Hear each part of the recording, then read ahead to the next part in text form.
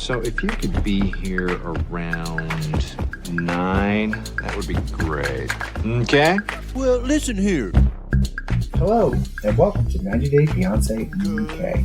I'm Mr. O, and today, Ms. H and I will be discussing Season 7, Episode 11 of Before the 90 Days. In this episode, Adnan tries to keep lying just to shut Tigerlily up. Niles is surprised by the state of Matilda's house. Veah plays cricket with Sonny and his friends. Chidi tries and fails to have one last civil conversation with Rayne. And we meet Joe, the tonic ideal of a fuckboy who might be out of the show after one episode. We'll be back again next week to talk about episode 12, and we're also back on our other channel, Love After Lockup UK, covering the new season of Life After Lockup. Alright, thanks for listening, stay safe, and enjoy. Hello, Mr. O. Hello, Miss H. How are you today? I'm doing pretty good. Working. It's just work. This is like one of those longer stretches of a year. It's not as bad as like January, February, March, but we just got March into. Is pretty bad, but. Yeah, well, that's what I'm saying. For me, I looked at whatever my calendar is this year. January, February, March, April is like since spring break. I know we're like, oh, spring break is so late. That week I get off. But yeah, it's like super late. It's a very long stretch that I am not really looking forward to. Okay, so is there any couples you're not really looking forward to? All of them? Actually, let's start because we were talking about them before we get started. Let's start with Tigerlily and Adnan. So we're in Istanbul and with Adnan and Tigerlily, and they're taking a break from their baby making for some surprise that he has for her. They're reminding us that this trip is about they say in this order, it's about, getting to know each other and also getting pregnant. So those are two things you want to do at the same time. It's really ideal. So she on the way in the car, she introduces him to the concept of happy wife, happy life. And now that he's disingenuously apologized for, everything he's done, she's ready to let it go and have a good time. So he brings her to the Grand Bazaar, which he thinks is a great surprise because she loves to shop. So he brags about all the best. He brags about how he gets all the best prices, and then we see him haggling over a belt. So she says that it's a great place to buy a bunch of stuff, but not a great place to wear the, super high stilettos that she chose to wear for the surprise. Producers ask her if she should have worn gym. Do you mean you should have worn gym shoes? And she goes, and I'm gonna do the voice. Oh gosh. Who wears gym shoes? It's not a gem. So eventually she see her at a purse shop where she's like, I want to stop and get a cute little backpack. And while she's perusing what are most likely fake designer handbags, she's getting hot. Cause she's also wearing like a fur-lined coat. Like it's a huge, heavy coat. She's getting quite hot. But he won't let her take off this coat she's wearing because clothes, Islam, people, I don't know, it's awesome. So she asks wait, why can't I take this off? She even seems like she specifically picked out a dress that covered her fully so that she would be able to take off her coat. But he says, no, it's an ugly place. And she's like, I don't know what that means. And how am I supposed to know when a place is okay to take my coat off and when a place is not okay to take my coat off? And he's like, it just is. It just is. This is not it. So he doesn't like her taking off the jacket. And he tells us what he means by an ugly place is there's lots of guys around. And, guys he doesn't trust. And they're just going to ogle his wife. So he says he doesn't want to be controlling. But he knows more than she does as a man. Gosh. So now she doesn't know if she should get which she should prioritize shopping for. Shoes that are better or a jacket. But eventually, what else could you possibly wear with this outfit besides these super high stiletto boots? So she's frustrating that he keeps seeming to prioritize his rules over her well-being. And all he can say is, I'm so sorry, baby. So as things go on, the next thing we see them is at the marina because he's rented like a charter boat. So it really is a shame that these are the only shoes she has that work with this outfit. She's literally like, these are the only shoes that work with this outfit. Because now she has to walk up the gangplank in these super high stilettos. Oh my gosh. And aren't you not supposed to be wearing heels on a boat anyway? You should definitely not be wearing heels on a boat. Yes. Well, yeah. These things are going to, nick up the floor. But anyway, they're on the boat. She's finally happy because now she gets to actually sit down when she's on the boat. And while they're on the boat floating around Istanbul, they hear a call to prayer, and that's their kind of opening to talk about Islam and the rules that she can't follow. She wants to know more about the rules, what the rules are. What are the rules? Tell me what they are. I need to understand what they are so that I can follow them. And, so we can plan accordingly. He says, well, in Islam, you have to cover your whole body. But you can do whatever you want. And she's like, no, I can't. You're always telling me what to wear. What do you mean I can do whatever I want?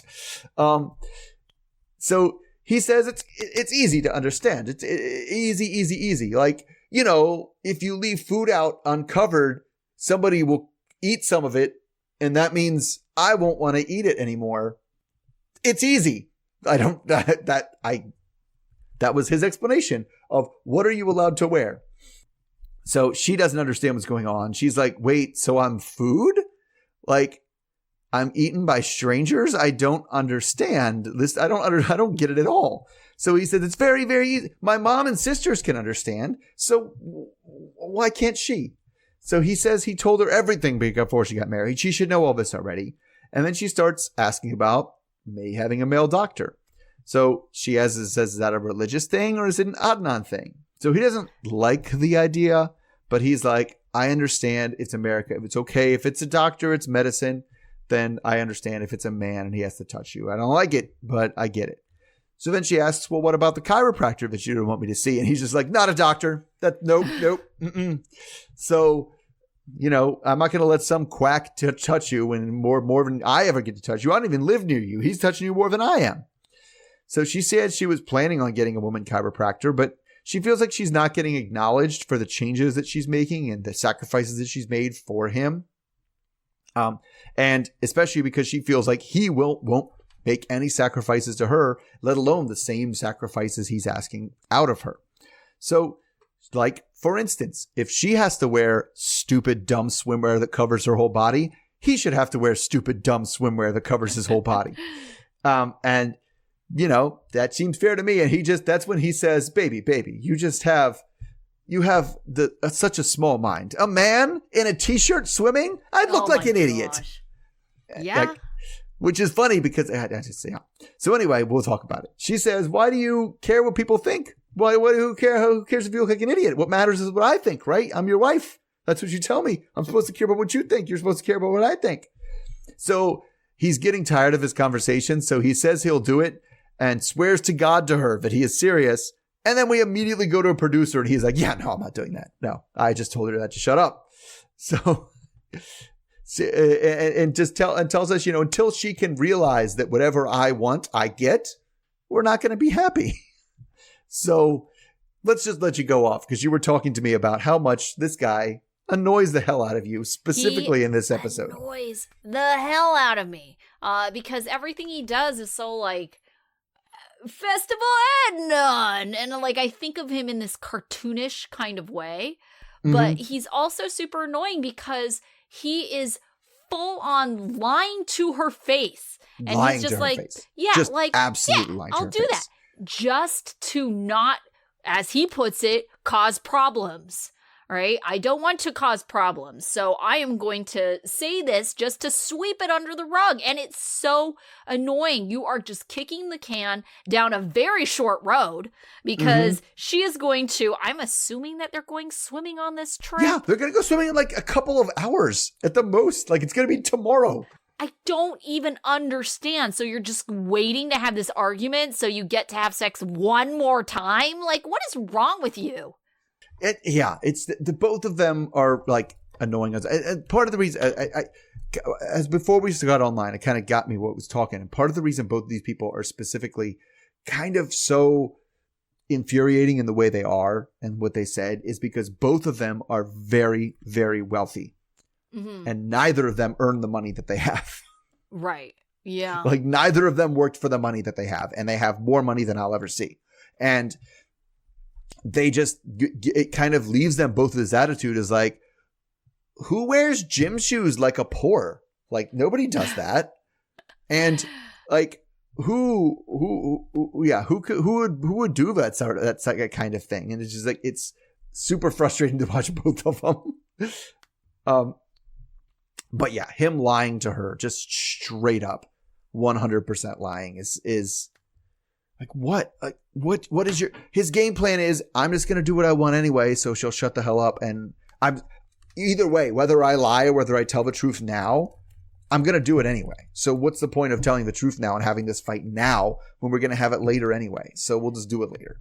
Yeah, just their whole thing just doesn't make any sense. I dislike both of them to great deals, but I personally find him very annoying.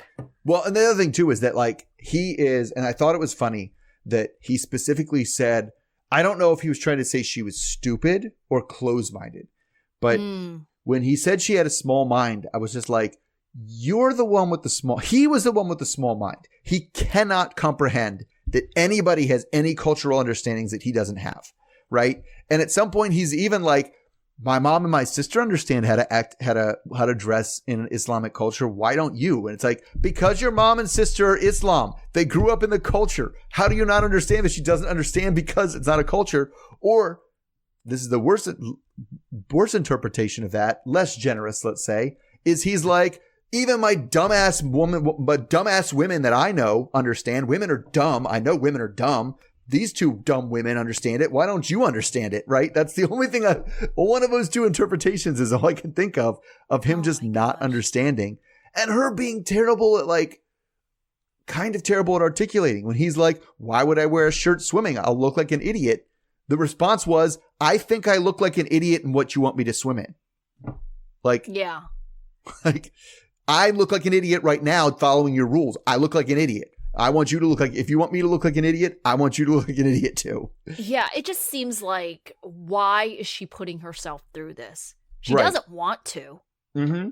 Is he really that great of a guy that you would make these sacrifices? No, we know he's not that great of a guy. Like, what is it that's here about him that's like, what is it about this dude that, I mean, is it just because he's the only one that goes with the outfit? Is that what it is? I don't know. I don't know, but they're terrible. All right. Speaking of pools and poolside, we had a scene in a pool. Let's talk about Joe and Magda. So there's a lively family dinner with a lot of people in the kitchen preparing food as we have our new cast member, Joe, enters the kitchen. He lives in West Palm Beach, Florida, but currently he's in New Jersey to visit his family. His father, Danny, says that Joe has had a lot of girlfriends, but he's ready for Joe to settle down. He says his family doesn't take him too seriously because he likes to meet women, spend money, travel, go to bars. Joe says he stopped talking to everyone, though, lately because he's been focused on one girl, and that's Magda.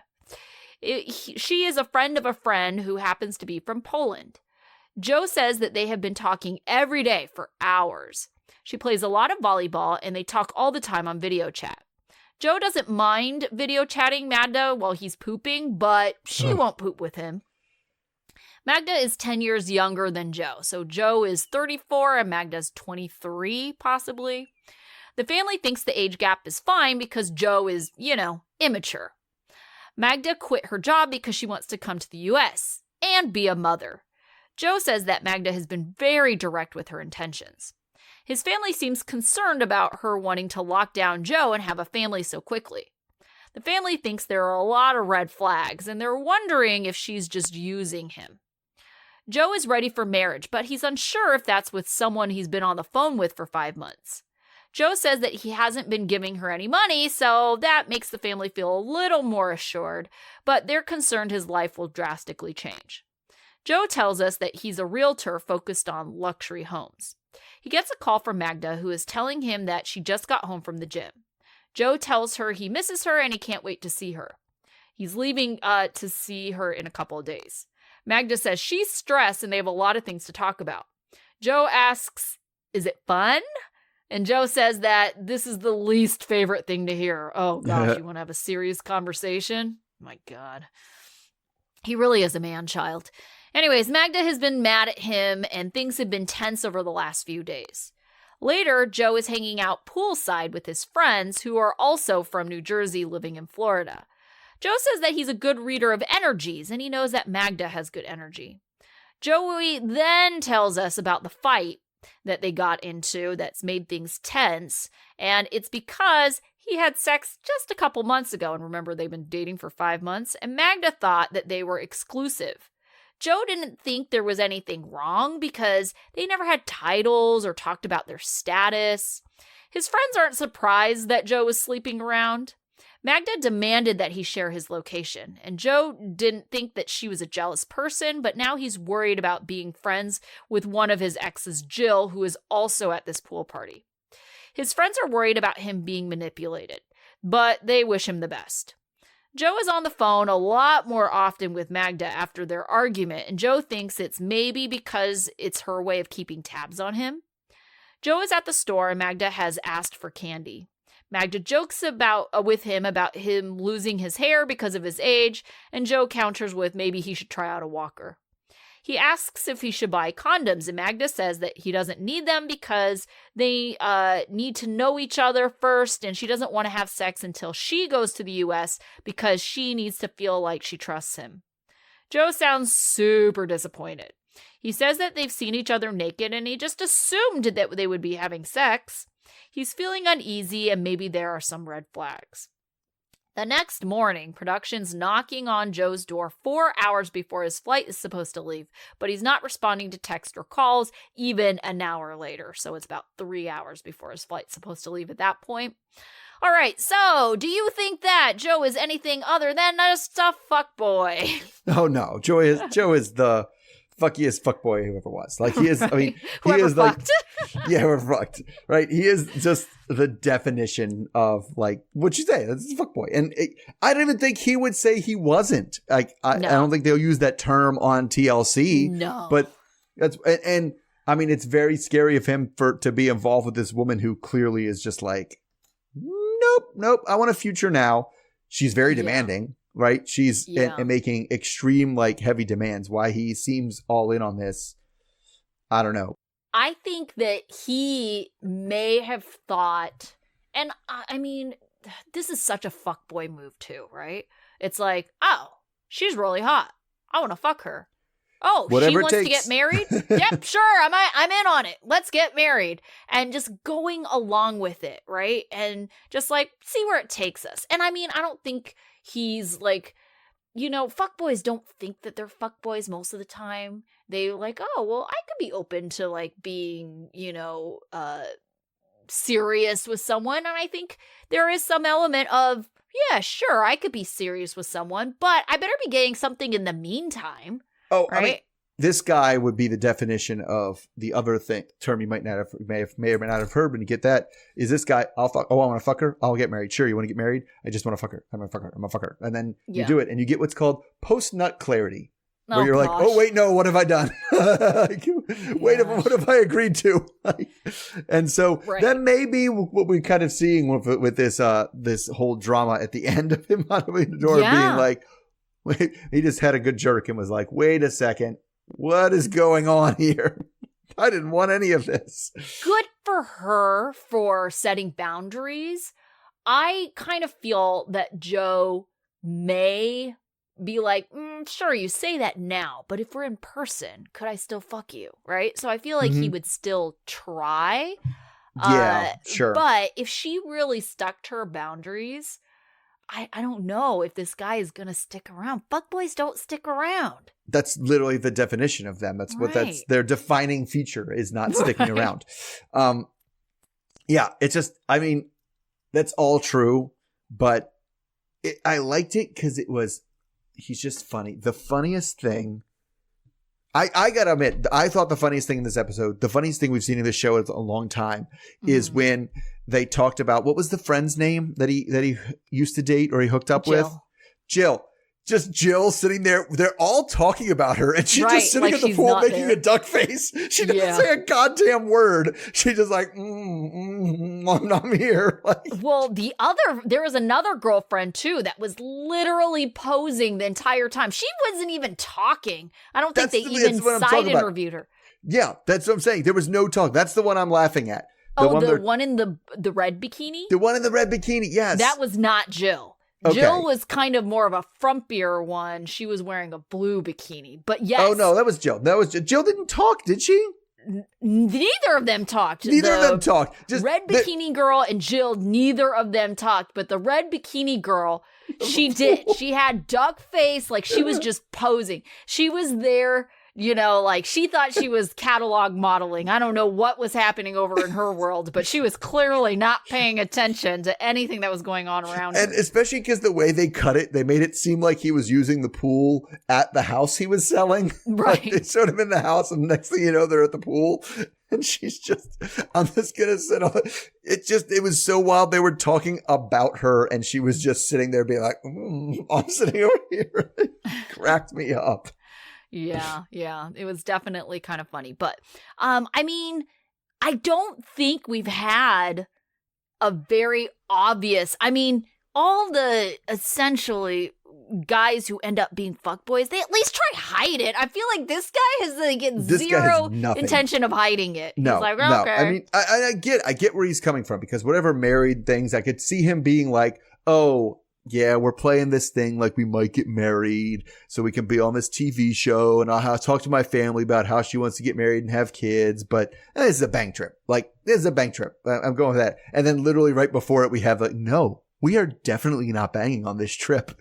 And then it's like, oh, God. Yeah. And this whole excuse for sleeping with some other girl, that is such fuckboy excuse right there.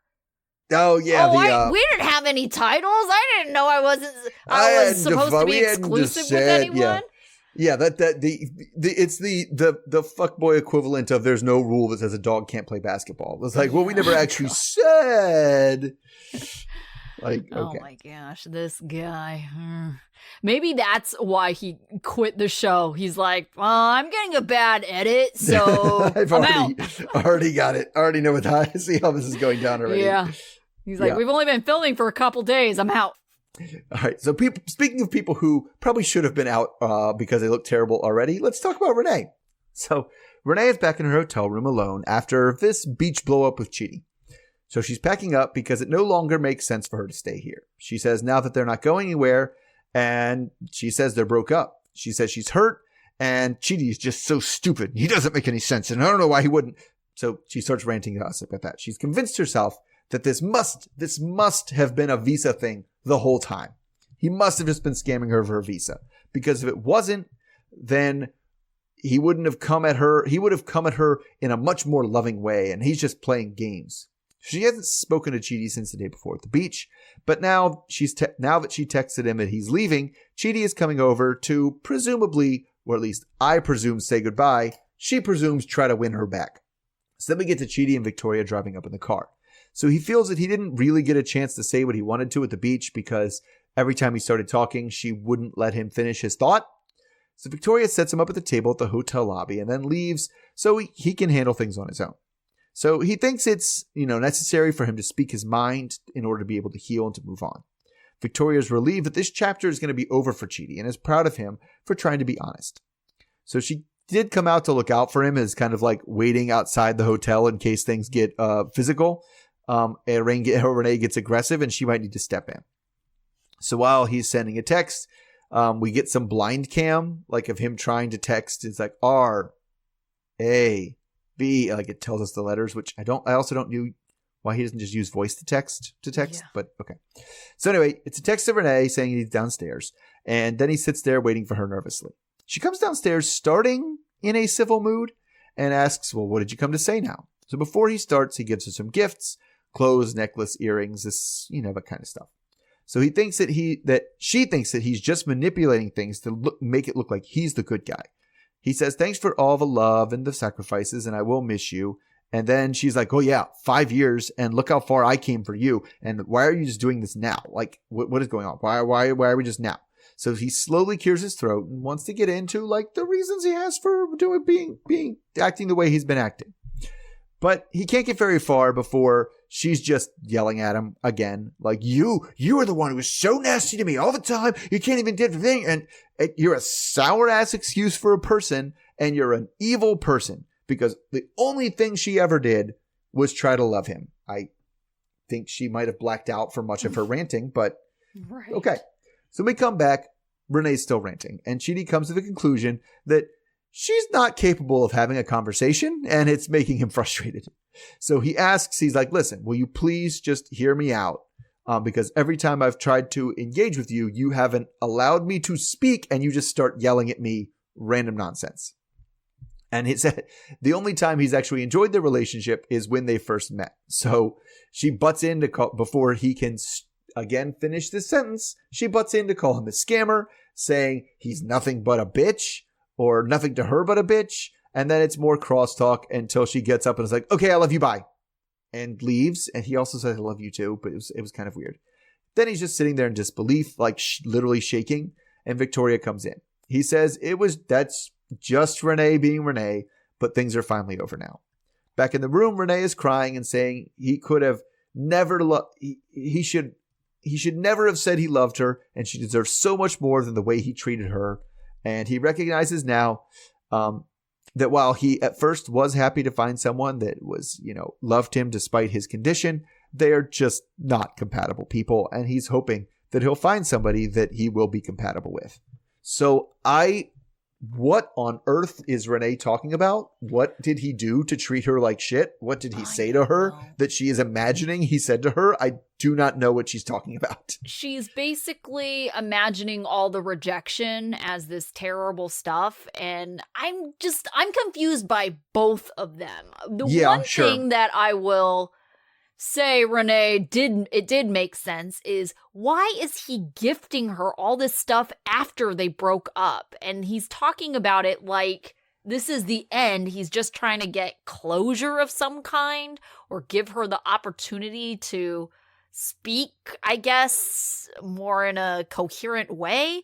But I don't understand why he's even giving her that chance. She's obviously proven that she can't speak in a civil manner that is going to bring closure to either one of them. And why is he buying her all these gifts now?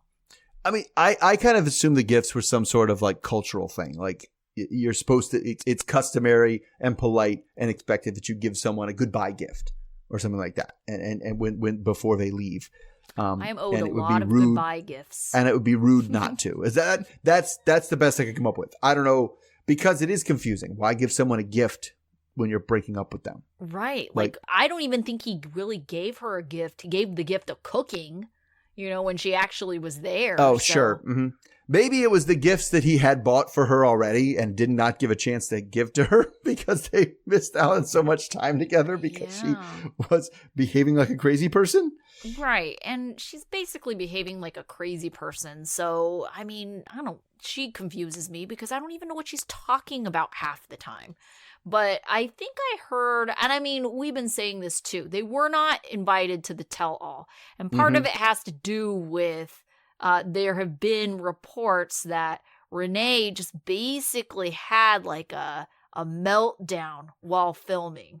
And so they just deemed it better that she not come to the tell-all. So, I mean, this is probably part of her meltdown. Yeah, it's just, you're saying that there's rumors that she melted down worse than this. And they were like, you can't handle it, or this is it. Yeah, I think this is it. Unless there's things that we didn't see. But I feel like if they've got it filmed, they're going to show it to us. Yeah, that's true. I mean, I get that too, because it's like, we can't.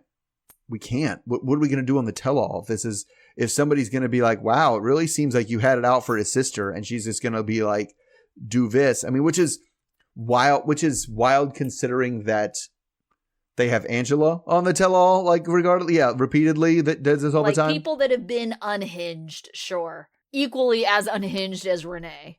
Right. Yeah. Yeah. It's just, so it's interesting to see why, unless, and this isn't beyond, because this is something that probably wouldn't show, unless she got just as combative with the producers of the show.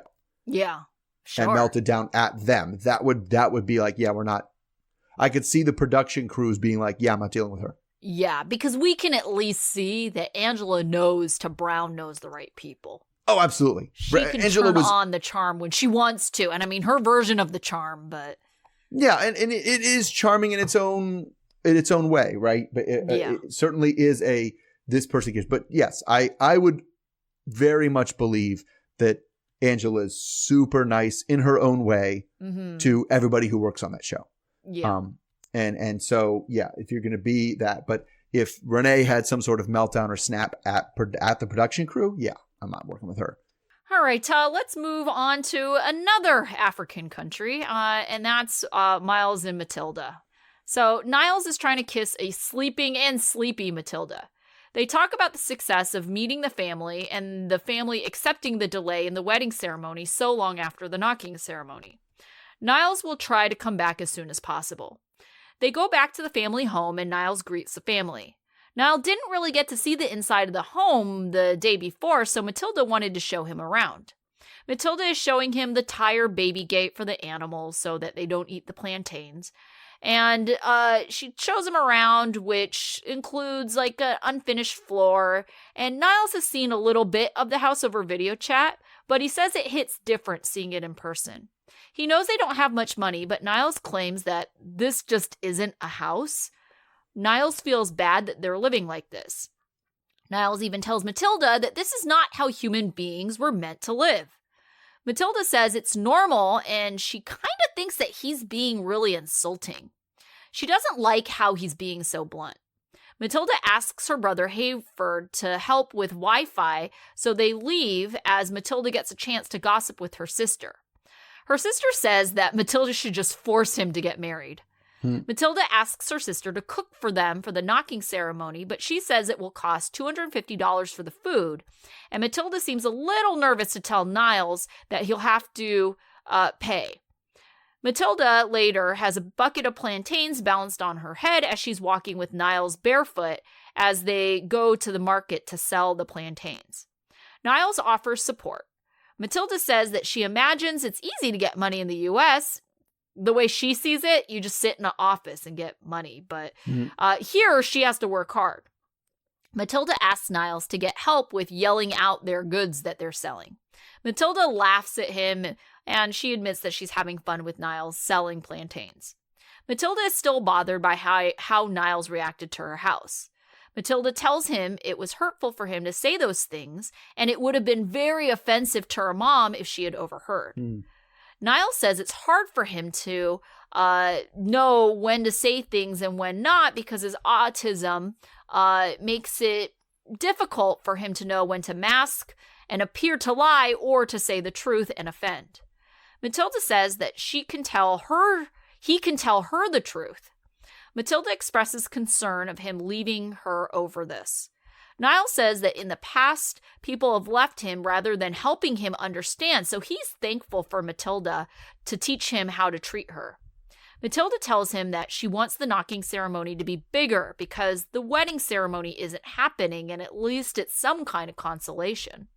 Matilda asks for $300 to give her sister for the food so she can prepare it. Niles says that, and he said this before, he's not a magical genie. Niles thought postponing the wedding would mean that he could save on this cost. His financial situation is not the best, but he's already disappointed her family once, so he definitely feels the pressure. Matilda and Niles are meeting up with her brother Hayford and her friend Enoch. They're talking about the knocking ceremony. They're talking numbers and support from his side of the family. Matilda and Hayford say that Niles needs someone from his family to be involved, even if it is over video chat. Hayford says that Niles needs someone to represent him as a father. But Niles knows that his family is not going to participate because they don't support this wedding. And he had told Matilda that, but she kind of thinks that he could have convinced them. Niles instead suggests that they talk to Mr. Ark, who is an elder in the community there, who runs a center for disabled people. They all agree that this is a good idea, but Matilda is a little bit worried because apparently Mr. Ark is what she refers to a little strange and has been rude to her in the past. So I think she gets the feeling that he doesn't really like her very much. Sure. All right. So out of this, what do you think is kind of the biggest drama? Having to pay for the food, having to get an elder to participate in this ceremony, because we got a lot of things that are just making it seem like this knocking ceremony, I don't know if it's going to happen.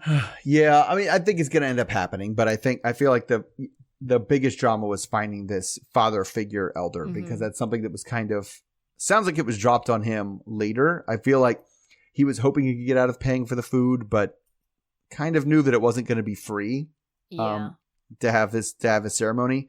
So yeah, finding this elder person probably is the issue, because he doesn't have anybody. And luckily, I don't know, luckily, this is one of those things that may have been worked out beforehand, and they just iced it up for drama, because it's like, oh, there just so happens to be an elder in town that how about that? Like, let's go to him. Right.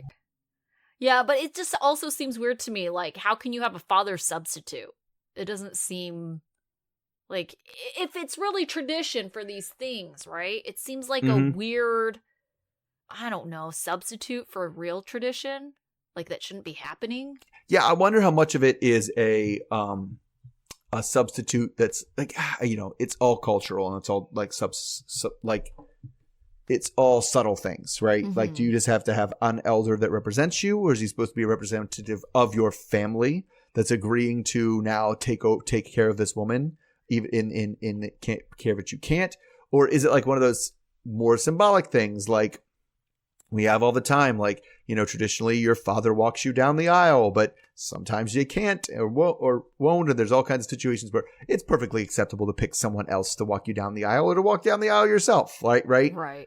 But if you ask people, like, who walks what's the significance of the father in the ceremony? He's like, oh, he walks the bride down the aisle. Right. But, it's which ones are normally, traditionally, acceptably replaced, or which one is it going to be like he's going to bring this elder guy and they're like, all right, this is weird, man. Why is he here? What's going on?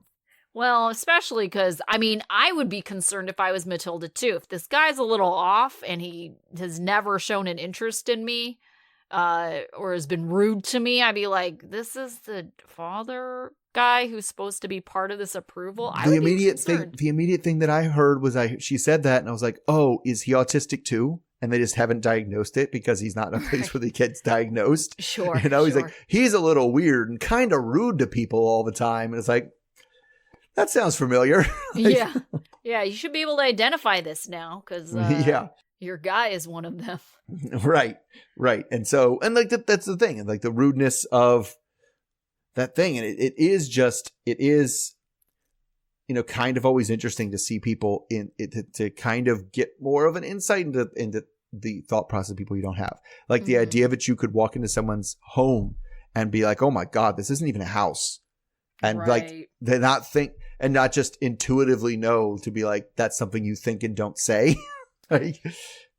Yeah. And it's kind of hard too, because we had a similar situation like Ed, Oh yeah. And it's difficult because, didn't Rose's mom, am I thinking of the right? No, I'm thinking of, oh my gosh, it's escaping me.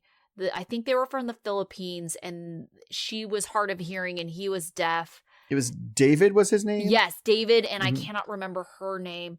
But remember, their house, like, basically caused an accident where mom basically died. Yeah. Right? Yeah, there was the stairs collapsed. Stairs collapsed. Yeah. Right. And so a situation like that where it's like, okay, I can kind of see where you're saying, okay, these are not the best living conditions. Let's see how we can improve it. But I don't know. He was definitely, I think there's a very, very fine line, and it is really difficult. So I get the fact that he has autism, where he's not seeing where it's a delicate line for anyone to be like, yeah, we need to probably fix some things, right? As opposed to, this is a complete, like, jail cell. No human being should have to live in these circumstances. Yeah. It was Sheila, by the way. I looked it up. Sheila. Okay, yes. David but Sheila. Yes. But it's also one way to kind of put that, and like as Matilda said, my mom would be greatly offended. My mom worked her whole life to put this house up, and you're going to come here and say this isn't even a house? Like, that's so it is a delicate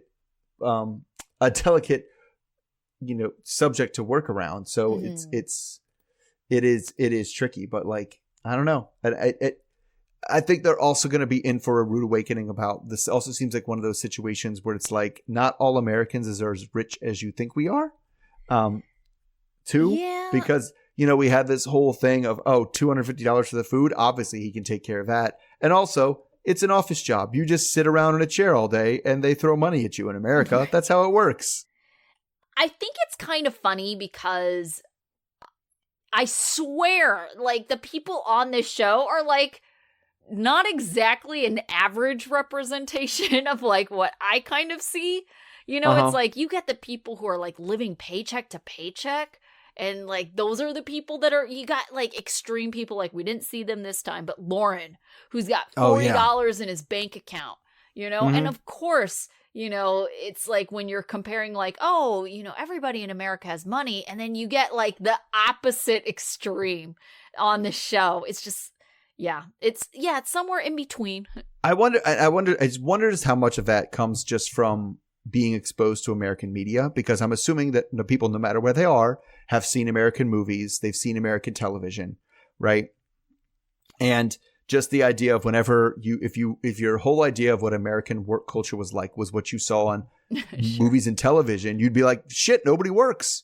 They all just sit around telling jokes all day and they go home. Like, sit around the water cooler, gossip, and they go home, and nobody does any goddamn work. Like, so. Well, that would be a really boring television show with right. That's the thing. We know why it's not like that. We know why this shows set in schools don't actually show what a school is like, because it's freaking boring, and nobody wants to watch. Yeah. Okay, the kids are working on their homework while the teacher watches them for 30 minutes. Like, that's right. Okay. Not a great episode of the TV show. All right, Veah and Sunny. Yes, Veah and Sunny. All right. So now that Veah and Sunny have reconnected, he's taking her to meet some of his friends at a cricket pitch. So she says she's kind of excited, but she doesn't sound like it, because she never sounds like she's excited. She just has that sort of voice where she just always like sounding like. She does kind of sound like a female Kermit the Frog a lot of times. Yes. So Sunny says that his friends are from all over the place, but they're all Muslim, and they worry about her getting along in this like new culture. So they ask if she wants to play cricket, and they get started, and she's kind of turned on that, he's a little bit of an athlete. He's hitting the ball and running around. She's like, okay. But when it's her turn, she does very, very, very badly. But everybody seems to be having fun. So when it's time to switch sides after the batsmen are done, we hear from his friend Ali, who tells us that she's going to need to convert if things are going to work out between them. So Sunny can't complain because Veah seems happy, and then they stop and talk to Ali. So Ali asks if she has met Sunny's parents yet, and she hasn't. And he suggests, well, maybe when you do, you cover yourself up and, like your belly and your tattoos. That's not going to be appropriate. Ali says that Sunny is going to have to explain everything to her about his culture. And of course, she's going to have to change her religion. Like, in front of her, he says this. This puts Sunny in an awkward spot because he never actually said that to her, but also isn't disagreeing with Ali. So this doesn't sit well with her because it should have been something that he brought up before. And also she's had very bad experiences with religious people. Yeah. So she is really not looking to convert to any or be devoted to any religion. Mm-hmm. So she tells Ali that that she's not interested in being Muslim. And because, being Muslim means that a woman can't leave the house or has all these rules or whatever. He says, that's not true as long as you have, the trust of the person you're with. And you have trust, right, Sunny? Which takes him a really long time to be like, we're working on it.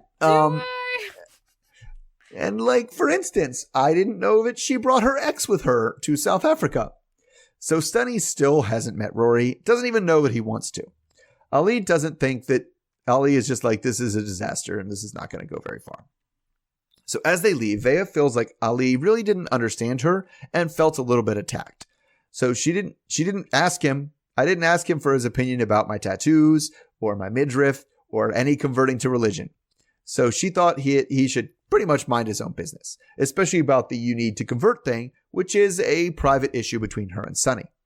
So she point blank asks Sunny, was there talk about it? Do you want me to convert before we get married? Is that something that's important to you? Is it something you need to happen? And his answer was the same answer he gave at the pitch was, we should just focus on the relationship for right now. Once we're happy together, then that's a discussion we can have then. So her mind is pretty much made up on this though, so she's worried. She drops it for now because she doesn't want to fight. And when they get back, they go up to the rooftop pool, and they both admit that there's definitely a sexy vibe going on here. They snuggle and they start to make out in the pool, and things are going pretty good. So Veah says she admits that they have a lot of things to work out, but for right now, she doesn't want any more drama. She just wants naked time, and it seems like they start to get some naked time in the shower. So as we leave them, like, my takeaway is that Sunny definitely wants her to convert to Islam and just doesn't want to tell her that. Is that what you take? Is that what you get? Yes. I don't understand. Like, you got him, you got Adnan. It's like the guys know that this is not the religion that women want to willingly, if up to them, choose. They're not choosing this for themselves. So instead, it's like they're all trying to trick them into it. Right? By saying, oh, no, you don't have to do that. And then when in their mind, they're really like, yes, they have to do that.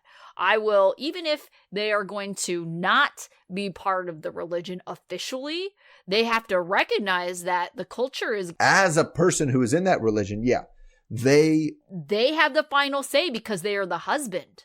Mm-hmm. Because my culture, Right. And then that eventually means, well, if the husband says you have to convert, you got to convert. And I feel like it's this weird, I don't know why they all think that they can basically lie their way into tricking these women to being part of their culture, right? Or religion. Thinking like, oh, well, if I don't give it as a choice, it will later just eventually happen, is what I think they're thinking. Well, I mean, we've seen a few of them. And it's such a solid trope in the show. I can't even keep track of all of everybody who's As of recent. I feel like it wasn't always, but certainly more recently. No, because even when we had old ones, right? We definitely have people dating people from Arab cultures is been in the show the whole time, right? Sure. But like when we had, almost they're lazy, that was not an issue in their relationship. There was other issues, but that wasn't one of them. Right. But yes, recently we've gotten many more of the thing. And sometimes what we see is, I feel like we see kind of two branches of it. One of them is they'll do what I say because I'm the man and the man is in charge of the relationship and they should listen to me. And that's end of story. Right. And because I want this, they do it. End of story. And sometimes we get like, oh, but once you understand Islam, once you understand our religion, you'll want to do it. Right. So I'm not worried about that because they're going to voluntarily do it because the religion is so fundamentally true and obvious that everyone will see it. Right. Well, but, it's frustrating too because Rayne kind of had that same mentality. Oh, she sure did. Yeah. Right. Yeah. Like once they learn about the religion, it will just seem like the obvious choice and they will see the truth because there's no way they couldn't not believe what I believe. If I knew what I knew. Right. Right. Mm-hmm. And that is a common problem across everyone. Like people are like that all the time in terms of politics, in terms of everything, right? If only they knew what I knew, if they knew the facts that if I could efficiently get them to explain it to them the way I know it, they will just do it as if they don't have agency on their own and people can't possibly come to a different opinion than I can. As we see, all over the place in terms of these, but it's like, so what you end up with is this idea that everyone who doesn't see it the way I see it is lying about what they actually believe. They actually know what I think is true. You're just lying. You're just lying about it. And so we end up with these lack of trust things too that come up because if you're lying about this, you would lie about other things too. Like, why would I do this? And it's so the new one that we get from especially Adnan, but listen, Sunny, is just the expectation that they'll just, they know, they already know. Right. And that's frustrating, but this one is, it's another one. It's like, he clearly is going to, I want to get her so she feels like she can't leave me. Mm-hmm. then we'll tell her she has to convert to Islam. I got to trap her first. I got to Right. grab her and hold on and get her attached first. Then I can tell her what I really think. Yeah. And it's so obvious the way it's like, because he is not lying to her in the Right. lie of an offense. I like, do you want me to convert? Well, no, we'll worry about that later. Okay, Yeah. that means you want me to convert. Like, Right, because we're going to worry about it later. Right. Yeah, I mean, same thing with Adnan. It's like he knows how fragile this relationship is right now. As soon as he is in a place where he has a little bit more power, in the sense that sure. she's, for whatever reason, feels like she's going to stay, you best believe he is going to show her the side where women don't know anything. He is a man. He automatically is smarter than her. He is the head of the household, and he's going to reveal all of that as soon as he feels some kind of stability in the structure that he's envisioning for Sure. their future. Sure. And the part that frustrates me, especially when we get to somebody like Sonny, is that like I am no, great scholar on Islam. I'm not a religious person, but I can make a fairly good guess that randomly banging women in your shower, not really part of the religion. Not No. really, is probably frowned upon in the religion. And so the idea that you're like, oh no, the woman I'm with has to adhere, she has to convert. I could not I'm such a religious person, I couldn't possibly do that. But yeah, we'll bang. Like at least Adnan was like, I can't bang till we're married. Like this Right. guy is like not even doing that. Yeah. Well, we'll see, because I kind of got the sense that they had talked about this briefly before, not in front of the friends. And she kind of made it sound like he's not super practicing. Right. Yeah, it did. And so it sounds like it's not even, which kind of makes it one even step worse. If he's going to ask her to convert, then it's for appearances, not even because he actually cares about it. Well, if that's the case, then, maybe she can just convert for appearance's sake, but that doesn't really mean anything about how they live their day-to-day life. It doesn't, but I with all the religious trauma she's been through, she doesn't need to do that. Right, that's true. All right, so out of the group you saw this week, who would you say is your student of the week? Student of the week, I will give to, oh man. I know, it's hard. It's hard. I mean, I'll say Matilda again. I feel like I said Matilda all the time, but she's really nice. She's understanding. She's caring. Like she is good at least so far, recognizing where it's like, hey, that was an asshole move. Is that because of your condition? And he's like, oh, as it was that asshole. Like she's been pretty understanding and trying to work with it and trying to. And this is the biggest part, trying to really understand where he's coming from and what's going on, and not just being like, stop it, be better, change. Yeah. I actually went with Magda. One, because she's setting boundaries for herself. She wouldn't poop in front of him. She's telling him that she's not having sex with him while, she meets up with him. I also appreciated the fact that this is one of the few people that, seems like she certainly has a motive, but is not taking money from him. Right. And, quite honestly, I feel like if she wants to come over here and she's been upfront with her intentions, like that's on him if he thinks that he can try skirt it or be like, she's just using me for a visa. It's like, well, she's been upfront with you. She told you that the whole time. Yeah, I want to come to the U.S. You will get me a visa and then we'll get married. He's like, I don't know. I think she just might want a visa. Right. And so to me, it's like if you are surprised by her intentions or you're questioning her intentions, that's on you at that point. So I don't consider her a dunce for that. I consider her student of the week. All right. What about your dunce? I'm going to say Adnan just for the blatant lying. Admitted blatant lying. It's just ridiculous. Yeah, absolutely. Because it's like, okay, and you're preventing a fight in 12 hours? That's stupid. For what?